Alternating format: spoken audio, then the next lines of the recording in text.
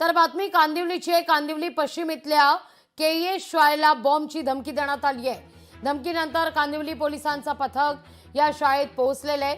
KS international स्कूलला bomb न उडवण्याची धमकी देण्यात आलेली होती आणि त्यानंतर पोलिसांचा तगडा बंदोबस्त या ठिकाणी लावण्यात आलेला आहे। आज सकाळी 6:55 म्हणजे ज्यावेळी शाळा भरते त्याच दरम्यान केएस इंटरनॅशनल स्कूलच्या अधिकृत मेल आयडीवर शाळेत बॉम्ब ठेवल्याची धमकी दिलेली होती। त्यानंतर या ठिकाणी प्रशासन जाग झालेलं आहे। खबरदारीचा उपाय म्हणून विद्यार्थ्यांना तात्काळ घरी सोडण्यात आलेलं आहे।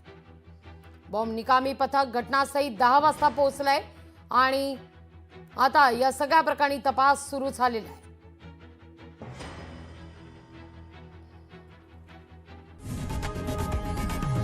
लोकशाही मराठी ऐका, पहा, जागरूक रहा।